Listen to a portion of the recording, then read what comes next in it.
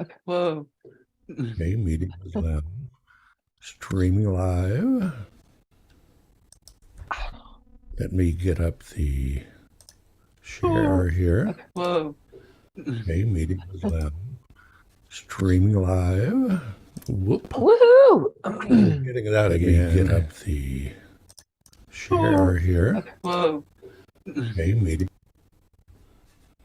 Okay.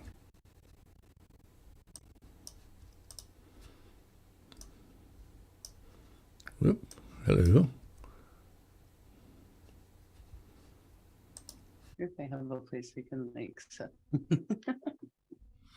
And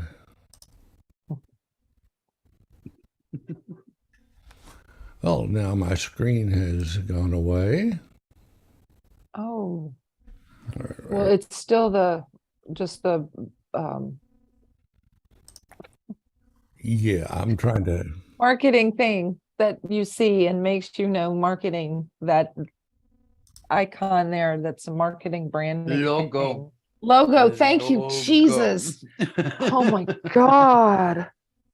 I'm sorry, I had a mouthful of liquid or I would have said it faster, but I I wasn't gonna. think things were actually like exploding in my little bitty things. Oh, it's been a tough 10 days, I gotta tell you. Severe thunderstorm warning, Travis County. Okay. Taking. All right. Well,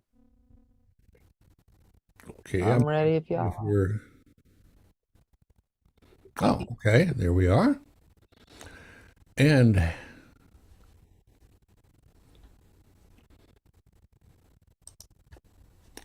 okay, there it's back live from the Plutopia News Network. According to the old clock on the studio wall, it's 4:20, and that's kind of our subject for this evening.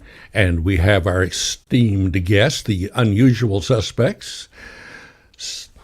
She says it's Stephanie. We call her Squeamish Joy, Susie Steeler, Nice. and we're expecting our friend Perry Parks soon. And we're just We do. going to be talking about 420 related whatever, babbling, I guess. We will be babbling a bit. It goes with any time we're getting together on 420. And it looks like Perry is joining us right now. So we'll have a Right. contingent here. Yay. Yay. Hello, sir. Welcome. How are you? No. No That's sound. Can't hear you.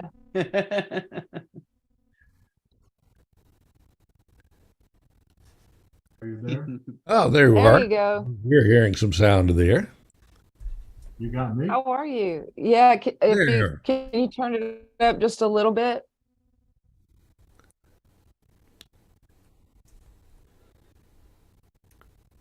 You're going to have to guide me a little bit. I'm technically unsavvy. Okay, let's see. I don't know how to do that. Be the volume on. You're on a laptop? I'm on. Oh, audio settings. That's where you're gonna go. Yeah. It's down at the bottom where the microphone is. You're gonna click that little arrow, and then it'll open up a menu and hit audio settings. Yeah, it allows you to turn your volume up. And it'll say output volume and all that stuff. I am learning with you. It's a learning Going, I didn't know experience. I could do that. Is And my volume? We won't even charge you extra there.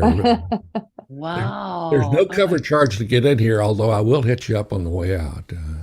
I love learning moments. They're like they're of my favorite times.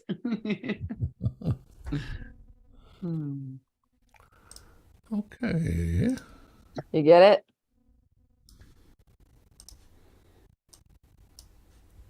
Okay. Any luck Okay. there? Let's see. Can we hear you? Can you hear us? I can hear you. All right. Okay. Okay. Oh, it's good to see you. I've met you. I had the honor of meeting you in Asheville when I lived there several years ago and tried to get the first normal going there in Asheville. I think they stuck around for a little while, but I don't know. I'm back in Austin now. And you, sir, you were in the military. What was your, if you don't mind my asking, your rank? Or are you talking to me? Yes, sir. Oh, okay. I was a chief warrant officer, W4. When I got out, I spent 29 years, 11 years active duty, and then I got disgusted with Vietnam after 30 months flying helicopters, and I said, well, gosh, I think I'll just get out. And so I got out, and I stayed out for about 14 years. And then fortunately, North Carolina National Guard got Cobras and Huey helicopters. Oh, And I just happened to be a Cobra instructor. So they invited me to join the Guard, and I stayed 18 years. Wow. So, wow. And okay, and so you are now, how long have you been retired? since I turned 60, I retired from the Guard. Okay, and you have been a proponent for cannabis for how long? Well, you might say 12 to 15 years, but Michael Krawitz, I'm sure you have met or know now. Yes, sir. When I first decided I was going to church at a small church here in this little town in North Carolina, and I told him that I had found that cannabis relieved my symptoms of PTSD much better than the narcotics and sleeping pills and other stuff I was taking.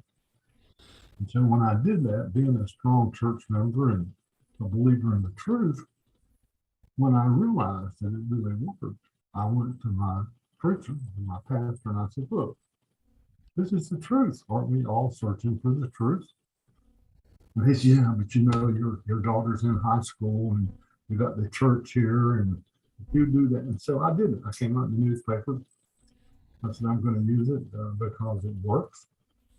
And I'm just kind of putting you on notice that I'm using it. Yeah. Never had any problems. I was stopped in the Charlotte airport one time because I stupidly tried to take a couple of ounces with me on the airplane in New York. Oh, whoa. That could draw some attention there. These pictures, but you know, the really nice thing was that the lawyer who represented me, we never even had to make a plea. And the judge said, look, why don't we just put this off for 2 months, and if nothing happens, we'll drop it. And so that's what they did. Wow. That's great that they Thank were able to do goodness. that, because a lot of people have been Wow. put away for significant amounts of time for that.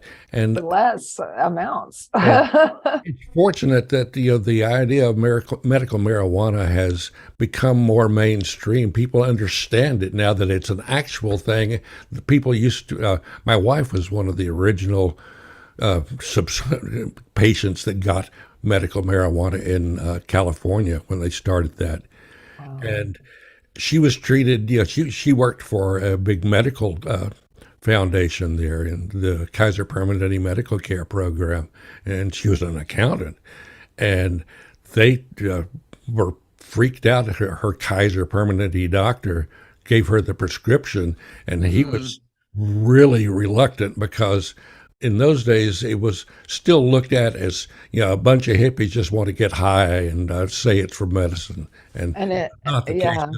She has multiple sclerosis and degenerative disc disease, so it was essential, and it helped immensely.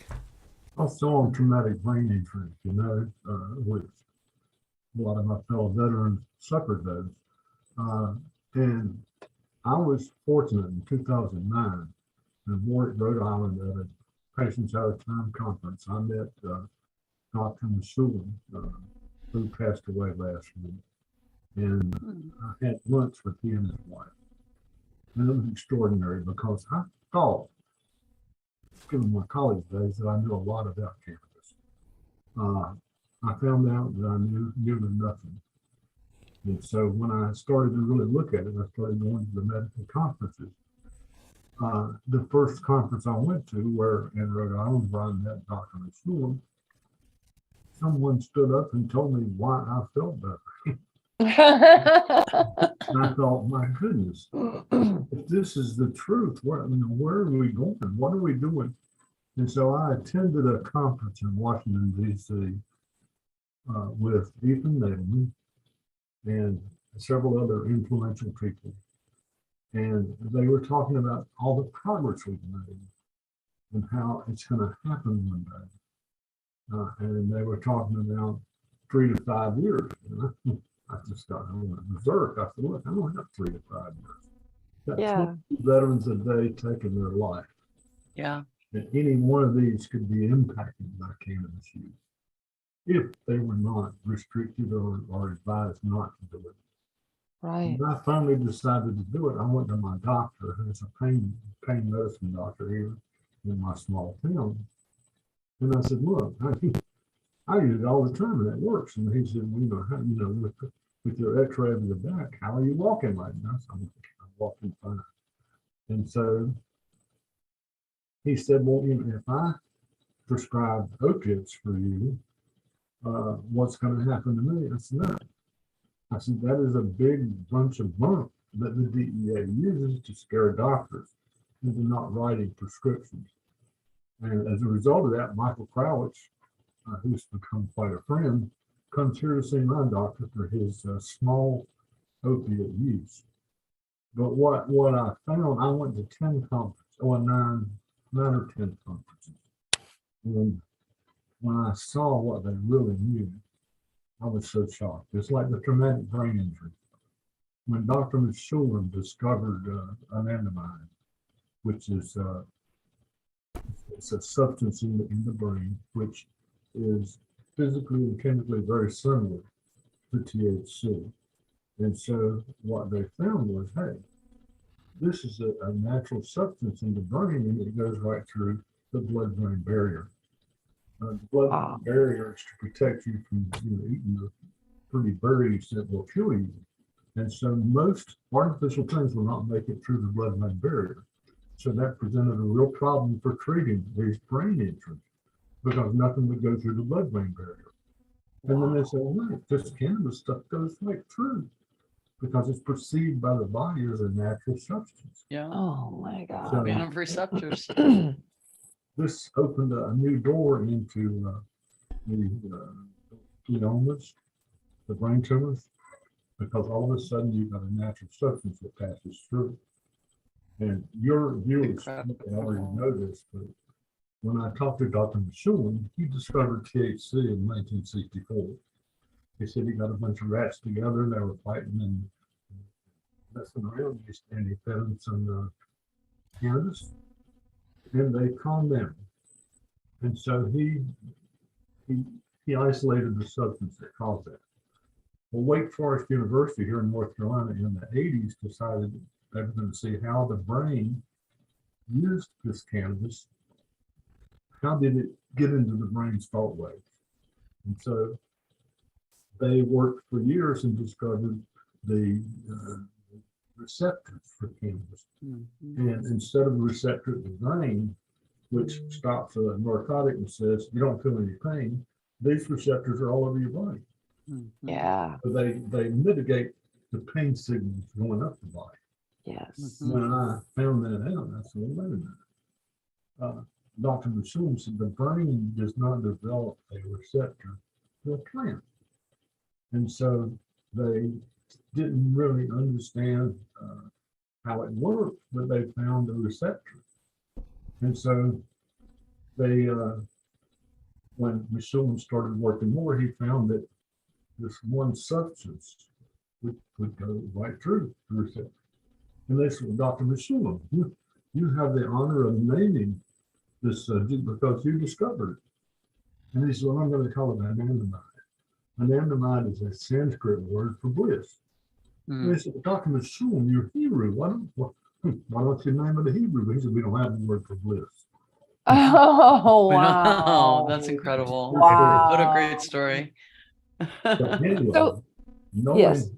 knowing this about the product and the fact that it would go through the blood-brain barrier uh, led, I think, eventually to the endocannabinoid system, which we now know a good deal about, but only 60% of medical schools teach. Yeah, and I'm in the same audience that knows about the EOC or PCO or EC, Yeah.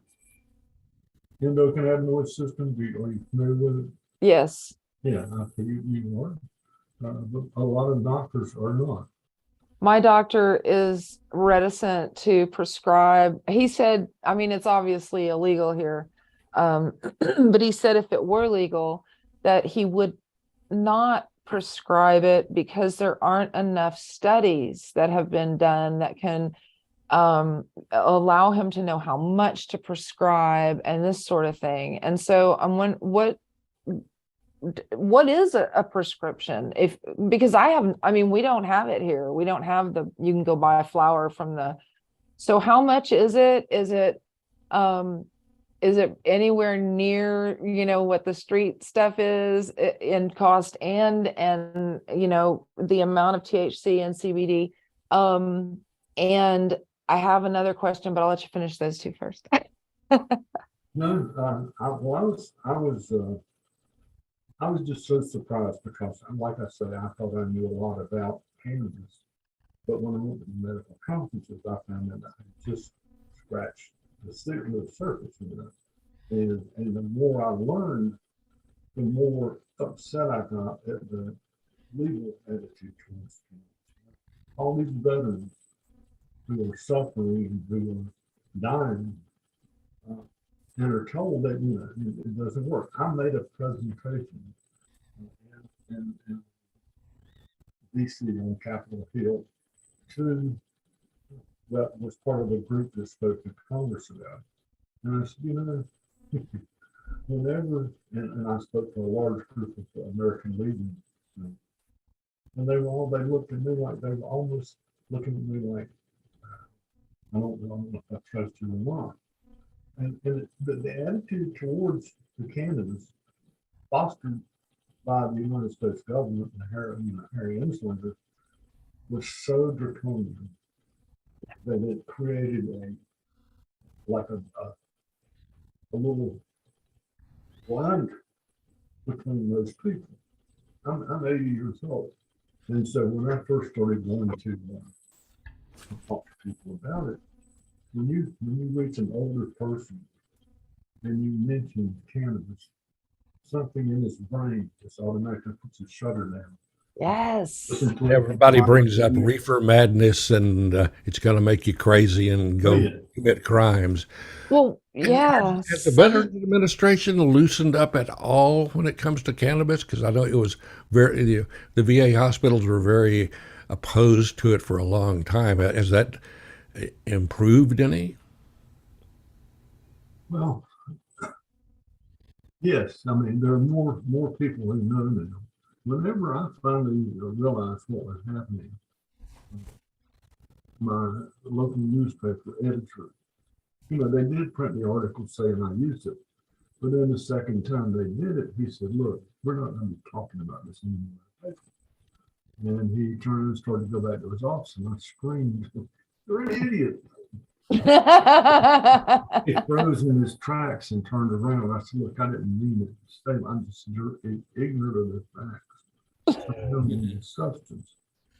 And so that turned into an incredible relationship because the journal got on my side and started publishing other things like I was writing my own rock. And I've been in, the Atlanta Journal-Constitution, gave me an interview, A Good Soldier, which yes, you may right. see behind me was That's right. Was a real surprise.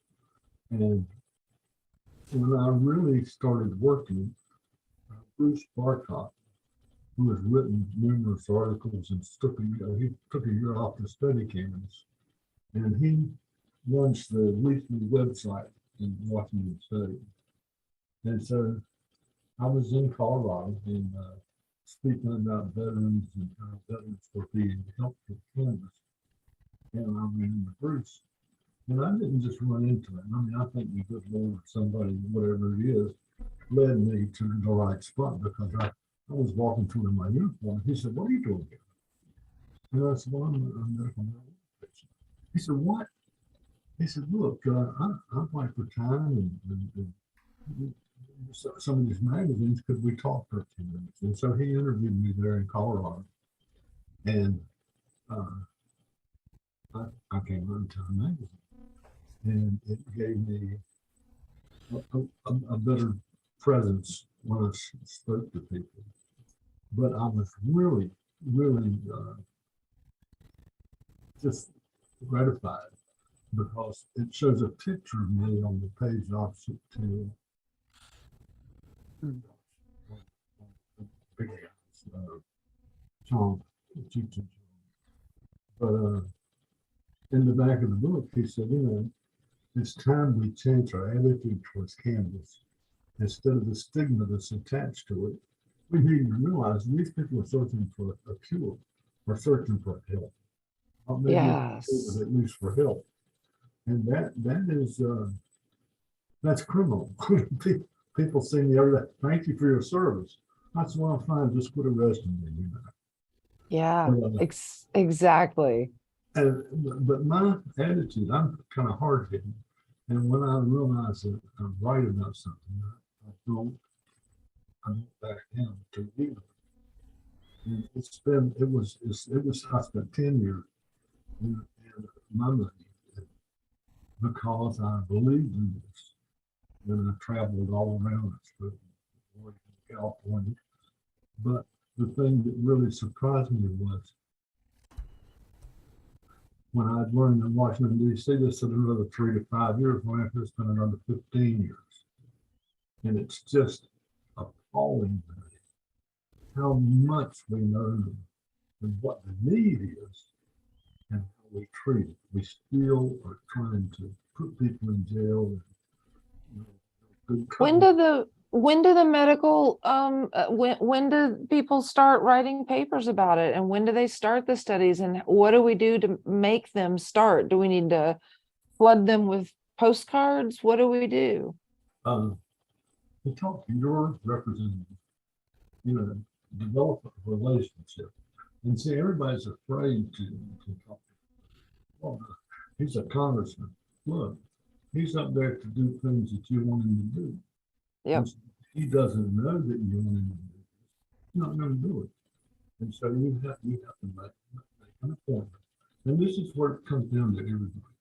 It has to get to the point because they have such a wedge issue with all the fear that's been instilled over the past 40 or 50 years, that if you as a person had your right, you're a constituent.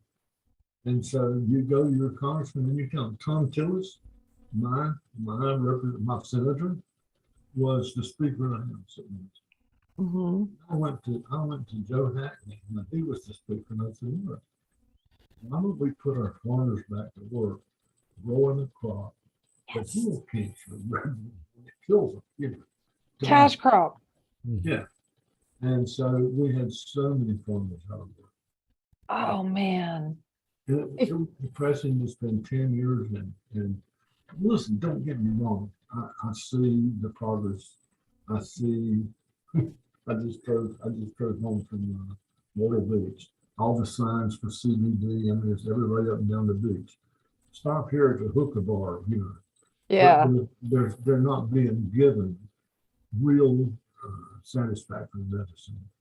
Right. And they're not doing enough to learn the best way. Well, they are doing a lot, but they're still pushing the wrong side of the ball.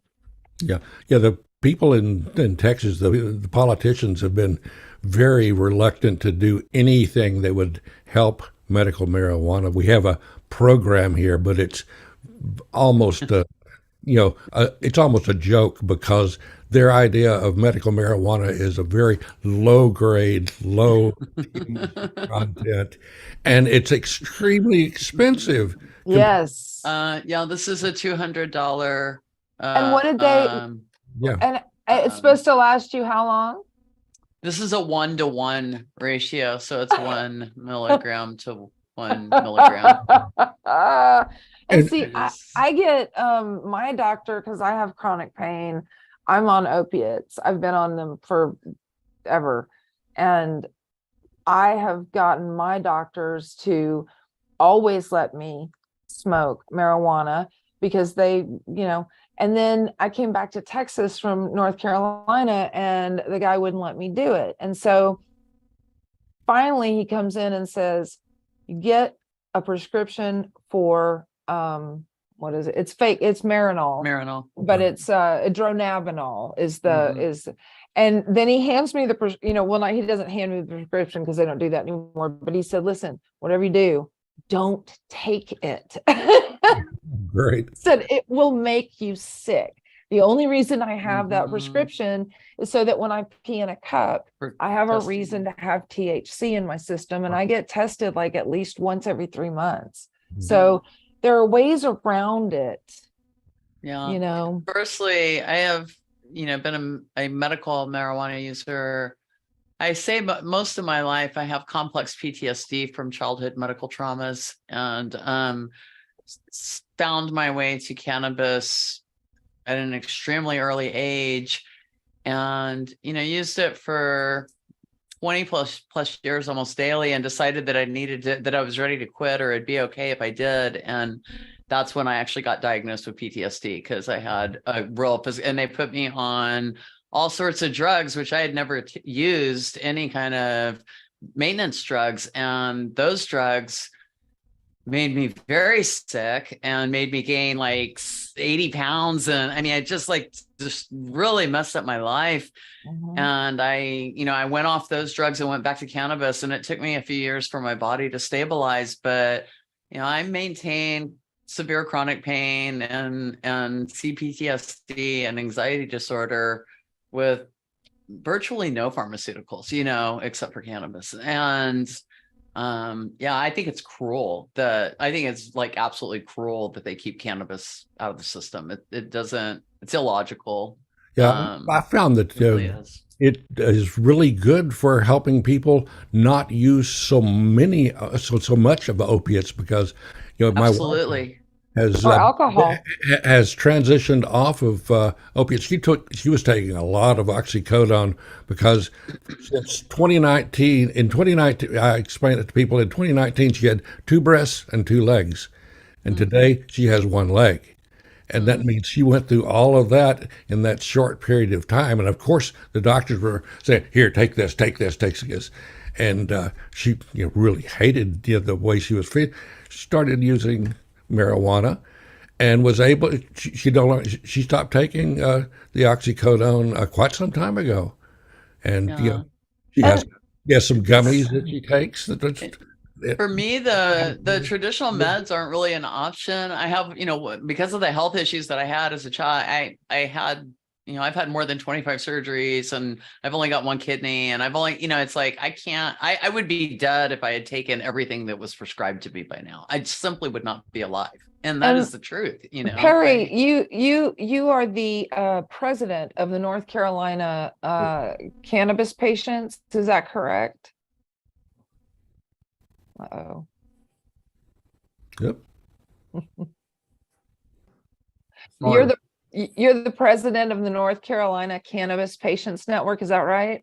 Well, I'm kind of the past president. I have fallen down in my duties somewhat. Yeah, we had at one time about 1,300 North Carolina residents who would go to the legislature and pound the pavement for them. And we spent several years doing it. The last time we had 14 Democratic sponsors, and we could not get a single Republican on board. And they're not quite as bad as your guy, Greg Abbott. Nobody's that bad except Yeah, for he's the bottom Rhonda. of the list. Yeah, we've got, and it's Florida man always competes with Texas man. Come on, It's that's just just the way it is. it's what we do. By the way, I have a newspaper. It probably doesn't show. See, no, wait, come Well, closer. no, go closer. Yeah. Up. Higher. Put it like right in front of your face. Yeah. Trump, wait, it's right there. Romantic comedy, open opens Thursday. I can't see the rest of it. In community theater. That's Donald Trump's signature.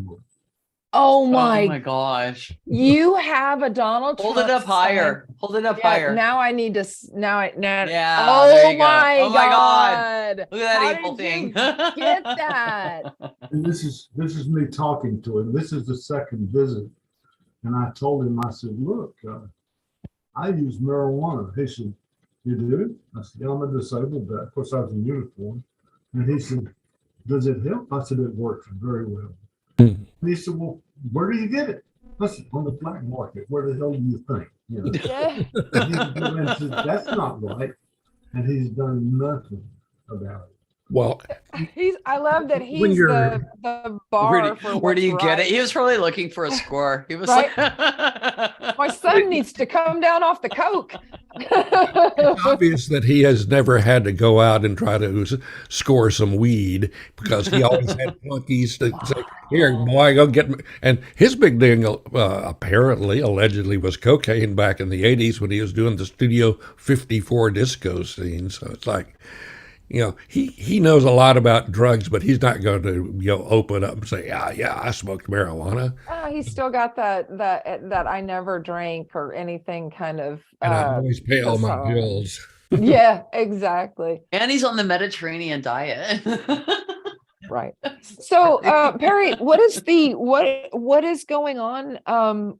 Do you think how many states have to pass these laws before it's like a referendum and we just say, okay, it's just legal? Oh, there are 39 states now. When I started, there were 14 states with some kind of marijuana legislation. Mostly California's first Proposition 215 in '96. And then we came along and it was a struggle for a long time. And when I got politically active, this is my favorite picture. And they disliked me so much that I like presidents. This is Barack. A little bit higher. Higher. There you go. Oh, Oh, wow. wow. He's That's a awesome. bad, That's a know much better shot. He inhaled, man. The newspaper would not print that. This is a newspaper photograph. Oh, wow. And Oh, I was you've got sitting a with the governor in North Carolina in Winston-Salem. And when he came in, I lost all my cool. And I said, Barack. When I did, he turned and looked at me, and then he came walk. He just shot me. Came shocking over and grabbed my hand. So, but that photograph was never published in the paper. That's Wow. crazy. Have you uploaded that? I want to see that on like Facebook. You got to take a picture of that with your phone and put it on Facebook. If you Google Perry Parks, you can find it. Oh, I'm so excited. That is so cool. Yeah, well, he was a disappointment because he didn't do anything about it. He knew this. Yeah, Yeah. he did know. Yeah, that's kind of the problem, even with the Democratic politicians, is if they're part of the machine, they're going to not really, go out on a ledge there and, tempt fate. It's always going to be, take Neutral. the slow, It doesn't make neutral sense, approach. though, because it's new businesses, it's jobs, it's a cash crop that's a cover crop to reinvigorate the soil. I mean, they're just, Morality. and do you think that maybe this will turn on them like the abortion issue has turned on them? Because Well, I know a lot of Republicans who like to get high. I do too. And it really does have to change because there are so many people, even in North Carolina, now the North Carolina Senate has passed the bill for medical marijuana. Hallelujah. But the House now is back wagging along, but they're actually being hustled a little bit. We got 39 states now. Yeah. Legal medical marijuana. And it is it's enlightening that we've changed this much and we have this many states now. But the problem is how difficult this progress has been. The other thing I learned was why I still have, I take a time delayed opiate that Mhm. you don't notice anything from it. I know, again, if they wanted to break the cocaine or the opiate habit, that's all they have to do is put oh my goodness. Yeah. Years. Hmm. Uh, but they have a way of knowing that it works and still keeping it illegal. Uh, and it's frustrating to say the least. You know, It- in Texas, so the politicians are slowly coming around. You know, I was surprised that our Sid Miller, who's probably he's so far to the right he almost falls off the planet, but he's in charge of the hemp farming uh, uh, licenses that finally, after many years, finally agreed to allow people to grow hemp as a cash crop. You know, as long as it didn't, wasn't the THC producing variety. I have actually an interesting anecdote about that. Apparently, during the time that they were trying to get the hemp passed, the one of the committee members said, "How do we know you won't abuse it the way you abused marijuana?" And somebody said, "Are you afraid we're going to make too many sheets?" I was like, "What are you talking about? It's rope. It's that level of ignorance. I mean, there's something that you should at least inform yourself if you're going to be in a position of making that type of a decision for an entire citizenship. And so to be that level of intent, it's willful ignorance, of my opinion, because Mhm. if you have put yourself in a position of representing a community of people, then you have a responsibility to educate yourself about the topics that you were having opinions on. And so to not even literally understand what it is it's unacceptable. I mean, it really is. It's fucking bullshit. I'm sorry. I just have to be like, it's just, I'm sorry, but it's it just, I'm sorry. It makes me angry. I'm sorry. Like, I wore my fucking shirt. Okay. I'm sorry, I don't know what. Are you an activist in Texas or? You know what? No, I'm not an activist. I am a personal activist of sorts, in that I'm a vocal cannabis user for medical reasons. But really, I work as I work with people and as a coach and like as a creative and things like that, but I'm just a very expressive individual. It's like, yeah, I've had some involvement with the activism, but not like I wouldn't take that kind of credit, because we do have people doing really hard work here in Texas. And like, I honestly, I do a lot to channel energy towards them. That is the truth. Like, it is, Perry, it's hard here. do they have normal did they Oh, yeah. keep the chapter up? Yeah. Oh, good. Is John Kennedy still working with them? Or is- Kennedy? Yeah, he was the one who tried to help me. We started it, and I think it kept going, but I don't know. It was, about what, 8 years, 7 years ago? With Well, yeah. 8 years. I've been, out of the loop just a little bit, but I did. I was going to say I came to Austin to buy a helicopter when I went to work for a man a long time ago, Wow. and I have a nephew. Is it okay to mention his name on? Sure. Yeah, he's been in Austin now for several years, and he I don't know what extent he does that, but he is very familiar. Most young people are. Mm-hmm. They're not been scared to death, so they really understand a little bit more about Dan Lowenhurst. Awesome. Ranch out there, and one of these days I'm going to Austin to visit him. Well, we would love to take you to dinner and Well, maybe hang out a little bit before that. Otherwise, I wouldn't come. Well, it's been decriminalized here in Austin, but we also in Austin now have state troopers patrolling because we're Austin. Every Republican has to come here for session and they despise us because we're so liberal. And they actually talked, there was a bill, I don't know where it is right now, it may have been killed, but the original bill drafted wanted to make Austin a district. Yeah, like Washington, D.C. DC, yeah. Which would disenfranchise us completely. Yeah, Yep. that's kind of stalled, but they're still pushing it. But that's They have dreams. They want to succeed as well. And yeah, but that would affect more than just Austin, because in order for them to pass it, it would have to apply to other places. Otherwise, it's just targeting, and UT would throw that out immediately. Yeah, there's no way UT would go for it. There's just no way, and they own this town, really. So.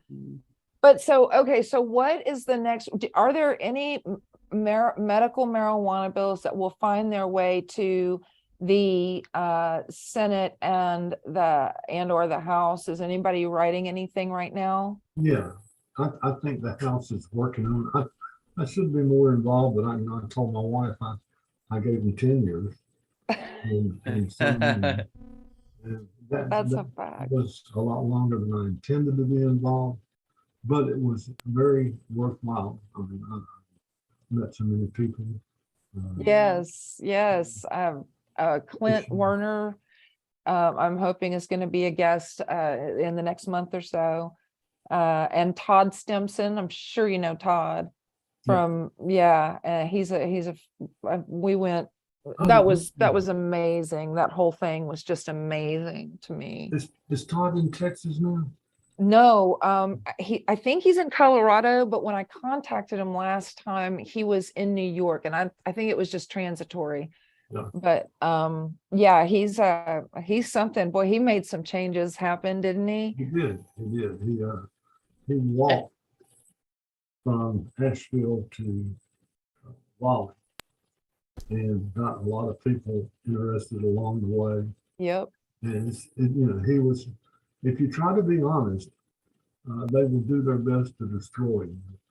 And he did. He paid state taxes. I saw the pictures of the stamp. I actually saw the stamps. Mm-hmm. And so, how does that work? Clearly not very well. Are you talking about the marijuana tax stamp? Because that was a federal deal, but that was done strictly to suppress marijuana because they required you to have it, but you couldn't get it. It was the catch-22 of marijuana. Yeah. Well, he had them. We formed a deal here where we went in and we ordered stacks of the stamps, one at a time. They would have to write the amount on it, one stamp, 20 cents or whatever it was. By the way, when I got caught in the Charlotte airport, the people that first got me, when I came through, did not know anything about it. They didn't know anything about cannabis. They said, this is illegal. I said, well, so is moonshine. But we've been all over North Carolina for years, Right.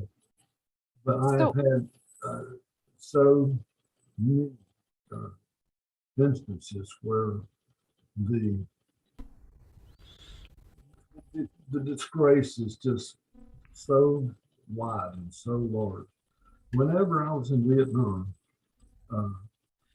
and a lot of people used cannabis in Vietnam, and I think that put Nixon under a lot of pressure when we all came home, because we had been smoking it and doing their fight for years.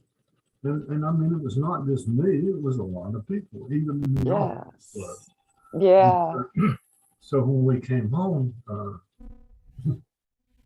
they didn't know how to treat us. And Nixon was a pure ignorant crook. Mhm. He took the report, the Schaefer Commission, the 13 most qualified people to evaluate this substance. And they came back and said, look, this needs to be legalized. And, I remember as a veteran seeing Nixon take the report, millions of dollars, and hold it over the trash can and say, this is not what I paid you to tell me. Mhm. Oh, I paid you to tell me what's wrong with cannabis, not what's right. he was trying to throw off some heat, I think, at that time. That's right about when he named Timothy Leary the most Yeah. wanted man or something, right? Mhm. But yeah, he was that way, even when he was in power in California Mhm. and his many political campaigns there. That was one of the things. Get rid of the drug and the druggies, the hippies, Yeah, the beatniks back then. Yeah. What it And was his happens? platform. What happens when we have 39 states and you have a prescription that you rely on and you end up having to come to Texas for a week to work? What do you do? you don't. Yeah, yeah. I will note that our meager cannabis program did just on Monday bring chronic pain into the program. So that is progress. That's improvement. It wasn't on the list. So your doctor can prescribe you, actual and then whatever, but it I'm was gonna talk. My guy's pretty good about it. So it's literally just as of Monday. So it's But very so recent. so that would mean that if I came from California with my medical marijuana prescription, all I would have to do is produce that I had a prescription. But they have it differently here. They don't sell Yeah, it the it's not same the same way. drug. Not the same drug. You're getting the actual drug in California that is illegal in Texas. So it's not apples to apples like that, and Yeah, the California so no, there's no crossover. As a matter of fact, just like with just like with other drugs that are currently trying to be illegalized in our country, Texas is trying to make it to where there's no cross state. You can't go to another state to get that prescription and things like that. You can't go across the state lines to have an abortion. things like that. One of the most, Yeah, well, the California program was very interesting because I got to see it when it first started up. Mhm. Clarissa got her card, and I thought it was probably going to be just something kind of get you high, but it was the real deal. And she went to the dispensaries there in the Bay Area, and she came home with stuff that I didn't even know existed. Is it stronger, the medical grade? It was the best that was available. I mean, It's incredible. the California program Absolutely. put no restrictions on the THC content or anything. They had to handle it legally. It had it had to be from a dispensary that was licensed by the state. But How are you going to you know, prove that? the prices varied. They had people that were on a budget. They could get some shake that was low price, but then they were the top of the line stuff from Humboldt County that was readily available. They had all sorts of edibles. They had candies. They had special devices that people that had trouble smoking it. They had different ways of getting the Vaporizers. THC. Adjusting it and things like that. Wow. The Right. first time that I went to a dispensary was in Colorado, and I remember walking in. First of all, I walked in and I started crying. I literally had an emotional because and it was real. I couldn't believe it just was so easy and beautiful and clean and wonderful and lovely. And the second thing I did was I walked back outside because I thought surely there's like a bus here from like a senior citizens home, because there was this line of like 80-year-old, octogenarians that they were all just getting their little brown bags of marijuana, and it was like whatever their prescription was. And then you had the cabinet with all of the bud tenders, bless their souls, who and then just all these jars, and you could just pick like And whatever can you bud grow it? too? Some states, so I've been to in several different states where, to me, the freest state is maybe Washington state, where, because we were able in Washington, they didn't even like ask for an ID. You could go into, you just had, you could not have to show an ID, just basically that was a lot of places. Most states require you to identify yourself to buy it. They required you to ID to go in, basically like a bar, but they didn't ID you to buy it, so it wasn't on record. And that's that's pretty rare. But per person, like a lot of the states allow you to grow up to 4 to 8 plants per person, and in California they allow you to, if you register properly, you can grow, I think, 5 plants, and they're pretty loose on that. If you have like 3 acres going and you're not a licensed grower, then they will come and have words with you. But there are quite a few people that have their backyard marijuana garden.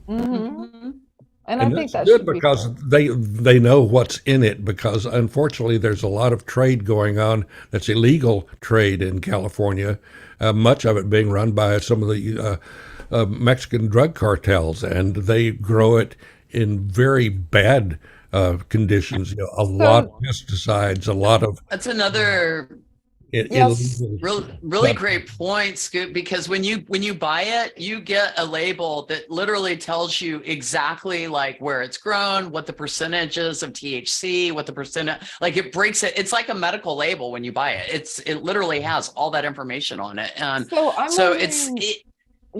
that's one of the things in Texas. We don't have the benefit. If we are getting it on the black market, we have no idea what is, we're just having to hope that we're working with somebody we trust and that we know, and all of those things. You don't know if it's indica, you don't know if it's sativa. You don't know if it's poisoned. I mean, come on, it's on the market, like you don't know where it came from. So what happens when the cigarette companies decide that they already have? Well, okay, so are they going? My feeling is they're going to add stuff to it that will make it addictive, and probably. That's the way. I fear that. But they have. There's the tobacco companies have already started producing their own branded. Terry, you're in North Carolina, right? So are they doing it there? Well, you say, is there any movement? Yeah. No, I mean, well, they're working now more than they did when I was there. But we were back to crossing state lines. Yeah. Whenever we had not normal, but NCCPN went strong, I had an Army veteran who was transferred from Seattle, Washington to North Carolina. He had a card, he had PTSD, he had a brain injury, and he was treating it with cannabis.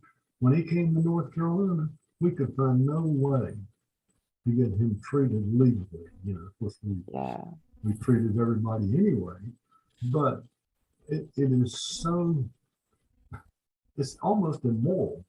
It is immoral. Someone who's doing well with a substance and saying, "Well, we don't believe in that over here." Take this OxyContin that it will keep you addicted. Yeah, well, a lot of that OxyContin, is easily come by in Texas because the big pharma companies contribute to a lot of political campaigns. So there's not going to be a lot of, they've cracked down on a lot of the opiates, because of the bad press from all the people dying from it. But they're going to be treated a lot better than any marijuana company. If you were able to actually get legal marijuana, I would see the Texas law enforcement being really tough on them. It is simply immoral to make a self-determinate thing illegal. What I do to my body and myself is my body and myself. Period. Not in Texas, and it is immoral. I know, but no. It's still immoral. It is immoral in Texas. It is like absolutely immoral. Like it is, and because it's cruel. Ultimately, it's cruel, and cruelty in my world falls into immorality. Okay, if you are going to be cruel, then you are an immoral person. So, yeah, I think it's I think evil. everybody would say that. Yeah, Yeah. I think it's cruel to take somebody, like you said, who is doing well on a substance it's harming literally no one, including him, and to put him into a situation where he actually has to make a morality decision. And that is bullshit. I mean, that is very upsetting, to like force people to like choose their life, over something that is completely, it just shouldn't be there to begin with.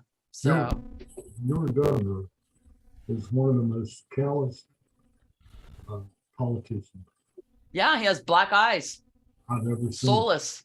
I mean, he is he's a disgrace. And he's a bad played man. right under the wire, right? I mean, Trump has never said anything about him that was negative. And he's not out there like DeSantis, saying we love Trump, and then he hasn't said anything. And that's, I think, why he got reelected, because we do have very, very hardcore Republicans, but a lot of them are moving away from Trump, except for in the rural areas. So he's just able to, I mean, I was shocked, but not surprised. I was just sort of like, that he got reelected after that catastrophe of a winter that we had. And then Uvalde and all those cops they were afraid to tell him the truth. And so he went out and on the press and he didn't know. Why doesn't that tell you something? You can't trust your guys. I watched him saying those words going, he is lying right now. He's lying. I was telling him, I think so. Yes. No, he's bad. He's a bad man. And he's not going to help us. And he's not here for that. But I don't know. But we have to help ourselves.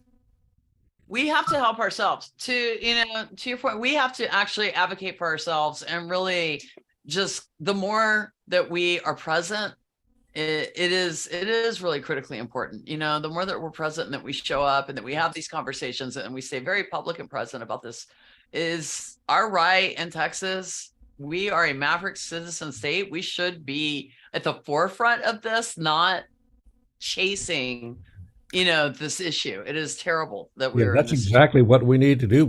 I watched watched California decriminalize marijuana over a long period of time. I mean, I had friends that were in the campaign, the California Marijuana Initiative back in 1972, and they were just really pushing, and they were beaten back because the Republican governors didn't want it to happen. But by just being persistent, every election cycle, they brought that up. There was people pushing the representatives to bring it up, and it finally happened. And that's the only way it's going to happen here is people keep making noise and telling the truth about it, and not letting these lies just lay there that have been spread since the 1920s about marijuana. The emperor wears no clothes. If you were going to suggest to someone a group to join, to create, I know obviously in the North Carolina, you guys have what you started, the North Carolina Cannabis for Patients. Yeah. Yeah. Okay. And so we don't have that here, obviously. Mm-hmm. So is normal worth, I mean, I know yes. Normal has survived. Yeah, we have for a long time. Yeah. And most people know what normal is about. Yeah, they've done good work. Yeah. And they have been we have a pretty strong normal community. Yeah. In the lean years when I have a friend who was one of the original organizers, Gordon Brownell, and he was a aide to President Nixon in the White House, and he wised up about marijuana and helped form Normal and advocated for a long time. And so it's not just a Democrat hippie thing. There are a lot of Republicans Absolutely. who It's are a in favor human of it thing. as It is well. a They just need human to medical speak health up. issue. I And found that, personal yeah, lifestyle. Several years ago, Washington was going to shut down the marijuana industry mm. because of all the deadbeats. And so they set up a dragnet on the beltway around Washington. Almost everybody they arrested was highly employed. I love that Government workers, story. you know, GS 13s and 14s. And they said, wait a minute, so they dropped that one, you know, because it was obvious that people, anyway. Oh man, thank you so Thank you. much for coming, Perry. I hope you come back and we can talk about this some more. It's just been fascinating. I would love to. How long has Plutopia been the background? And that's the scoop, right? We've been around since the 2010. Actually, we had an off period. We've done about 300 podcasts so far. We're on YouTube and Facebook and all over.